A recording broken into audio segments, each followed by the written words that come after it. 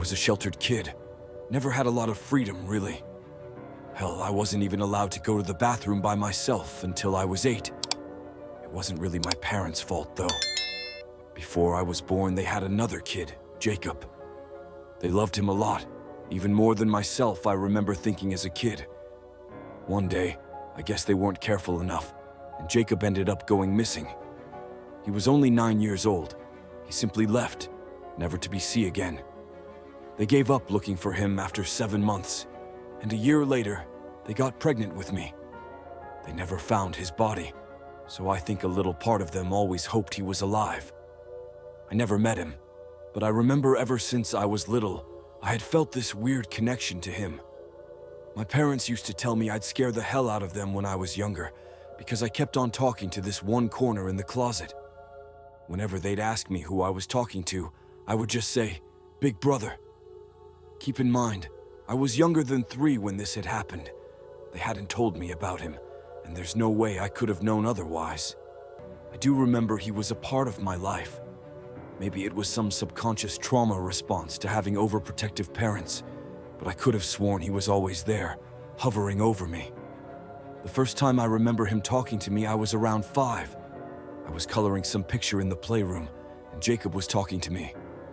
"What are you drawing?" he asked me. He tugged on my braids. I remember he did that a lot. "It's a forest with fairies and a rainbow and a baby deer," I said proudly, holding it up to him. He scoffed. "That don't even look like a real forest. To draw nature, you gotta be in nature. Here, come with me." He took my wrist in his cold, icy hand and practically dragged me outside. He handed me a little shovel I used to help Mom in the garden. "Dig right there," he told me, and I obliged. I found the usual, bugs, rocks, roots, but I also dug up something else, and Jacob smiled as I pulled it out of the ground. It was a backpack. I think it used to be red. It felt heavy, and there was definitely something in it, but the zipper was so rusted I couldn't get it open. "That's all right," Jacob shrugged. "We'll get it later." "Lily!" I heard my mother's panicked voice call. "Lily!" She saw me outside, and Jacob quickly took the bag from me and pushed me away. "Oh my goodness, don't run off like that alone." "I wasn't alone," I protested, looking back to see nothing. Jacob has disappeared. My mom dragged me back inside by the collar of my dress and put me in my room. "Do not leave here. You mustn't go outside like that. Stay safe." I never really liked my bedroom. Something about it was just off, even to me as a little kid. I never felt entirely alone, and there was a certain amount of bad energy that I could just feel. I especially hated the closet. Whenever I would change clothes, I'd shut my eyes, fish around until I found something. I didn't care if it was ugly. I just wanted to get out of the closet as soon as I could. All of the energy that was in the room felt like it was smothering me in there. Suddenly, Jacob appeared behind me. I jumped. He looked where I had been staring, right at the closet. "You're scared of that thing, huh, little sis?" he asked, and I nodded shakily. He glanced at me, then back at the closet. "Sometimes you need to face your fears." He very slowly paced towards the closet, then opened it in one swift movement. He motioned for me to come over. I, believing everything my big brother told me, inched towards him. "Go in." I shut my eyes and stepped in, and to my surprise, he shut the door behind me, leaving me in the scary, dark closet alone. I cried for him, but he didn't respond. I curled into a little ball and cried into my knees. The feeling of dread was overpowering me. I felt so alone. It was too quiet. Not a good, peaceful quiet. The kind of quiet that you can feel in your bones. Like there was someone else in the closet with me, watching me. To comfort myself, I tapped on the closet walls. One section, I had noticed, sounded different than every other part of the wall, like it was hollow. I never liked that corner of the closet. It was the scariest part. Eventually, my mom called me down for dinner, and I worked up the courage to get up and open the door. Jacob wasn't there. Nobody was. That night, my parents told me to not speak about Jacob ever again. That stopped me for a while. I honestly don't remember a lot up until I was 8. I don't know if this was the first time I had spoken to him since the closet incident, but it's the most significant. This time, he took me to Dad's work computer and showed me all the fun games to play. But after a while, he told me to stop playing the silly games and start Googling things. Being a sheltered kid, I didn't even know what Google was. He told me to Google Jacob Holden. "That's you," I remember saying. I clicked on the first article I found. Jacob Holden, Wabri, aged 9, went missing from his Colorado home on March 12, 2003. He leaves without a trace, the only thing missing from his room being his school backpack. Authorities have tried to reach out to his parents, Jennifer and Carl Holden, to no avail. He was not seen leaving the house and was not seen by anybody after he left school. "School backpack," I said. "Like the one we found together?" Without a word, he handed me the old, rusted-off backpack. He then handed me a pair of scissors. "Cut it open, Lily. Please." I obliged, and inside in the backpack I had found years ago was everything. Jacob Holden, passport.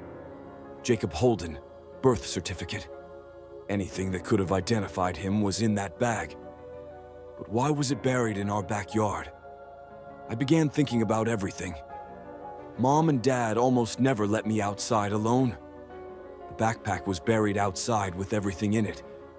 Mom and Dad apparently never talked to the police, even though they had told me they searched for months. Jacob was never seen leaving the house. The hollow wall in my closet. I guess Jacob had realized I had known what was up because he presented me with something.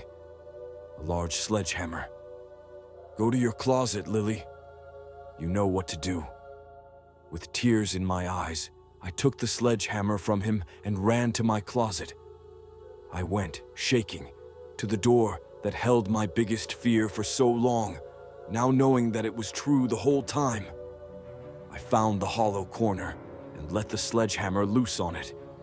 Something they don't tell you about dead bodies is, if they're trapped in an airtight space, such as a wall, they don't really decompose. They more just dry up, like meat in a dry, aging fridge. Jacob's official cause of death was starvation. He was still alive when they put him in there. I didn't ever see Mom and Dad after that. Police took me to live with my aunt. I never saw Jacob either. I missed him. The last time I saw him, I was in the back of a police car, being taken to a foster home until they could find a relative who would take me in. I looked back at my house, my window, to see Jacob. He was staring at me blankly. He waved goodbye at me, and I gave him a smile. Maybe he could never leave that place, but he sure made sure I could. He was one hell of a big brother after all. It started as an innocent rabbit hole on YouTube.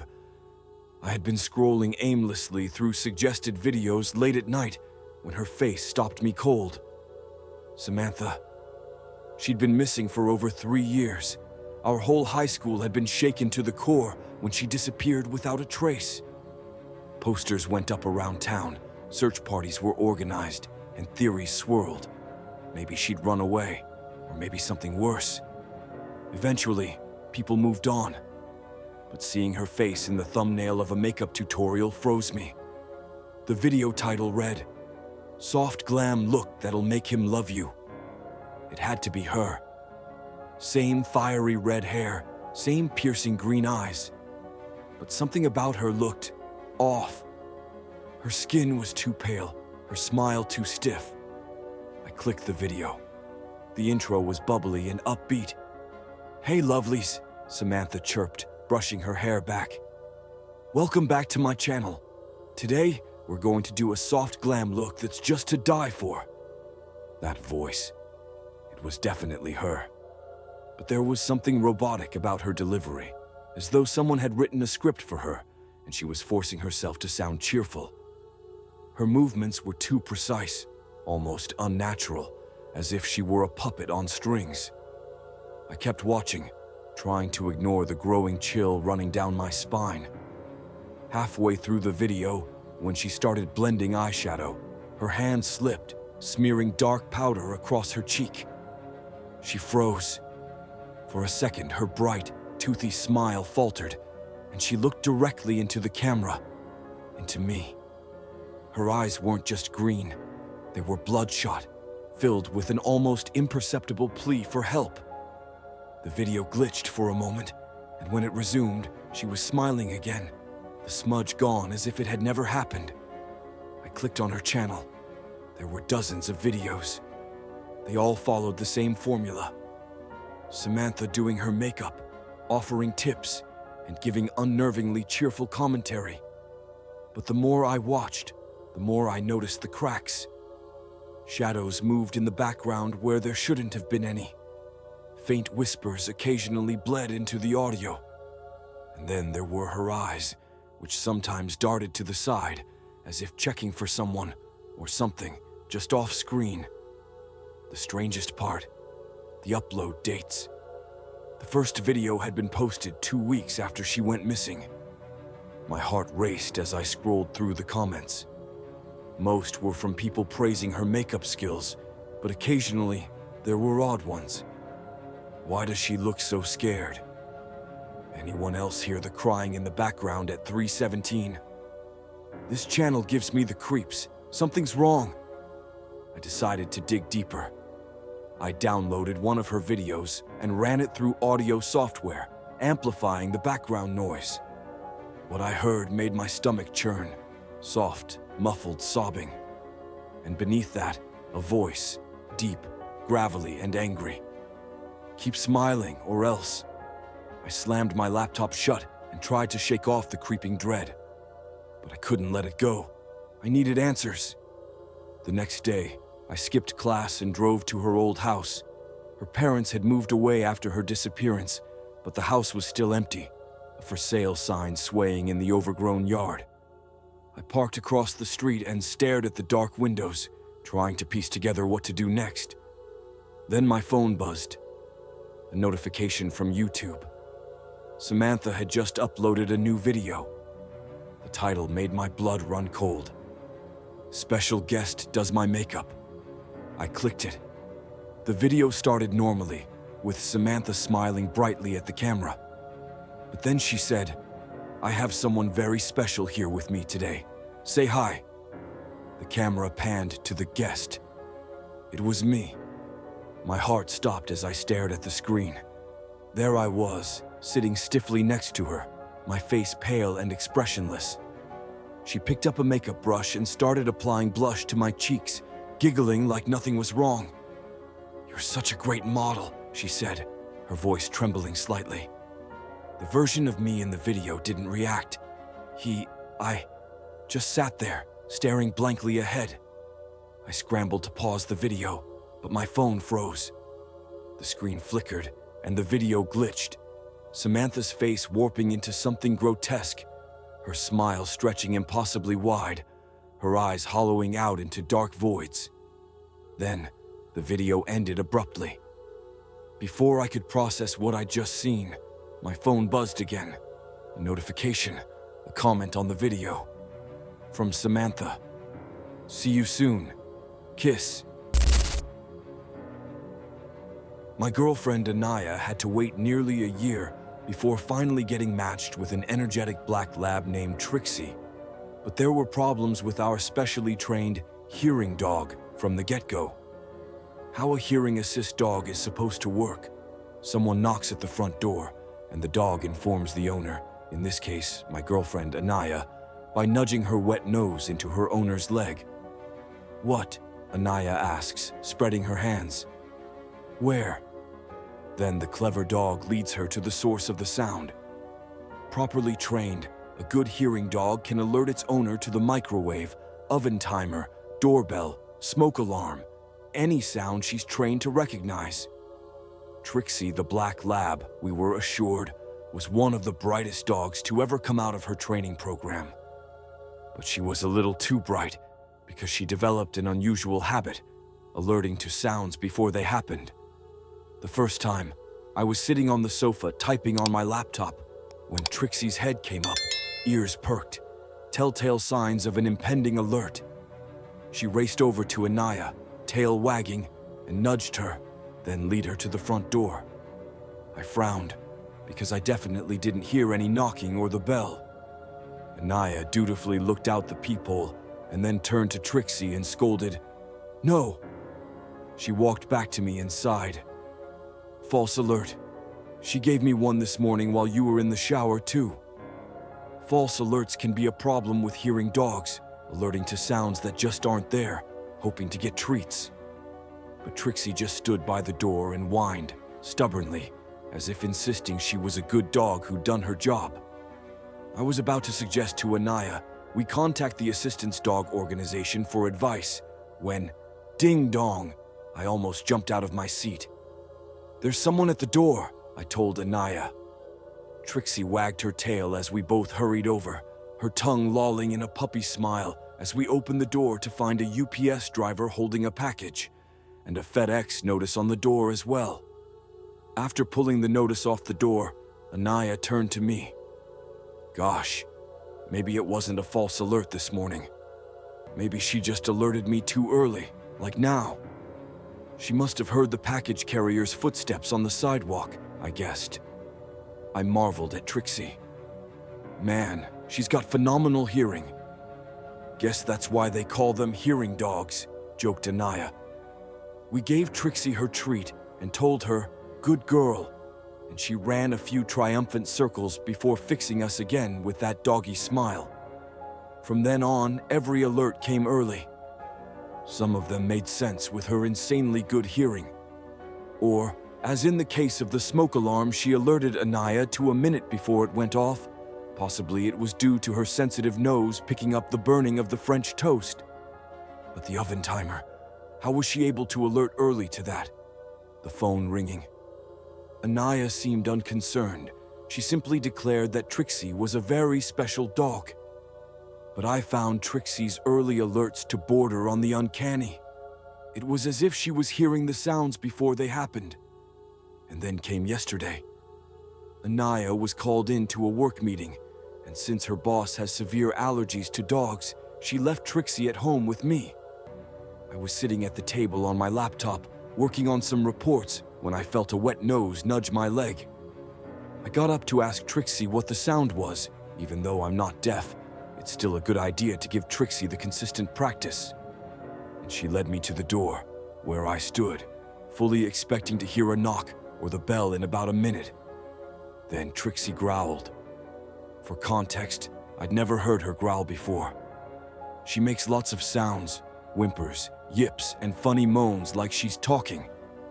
But she's a very good-natured pup and doesn't have a vicious bone in her body. Yet now she stood tense, head down and tail lowered, the hackles along her back raised, lips curled to show sharp teeth.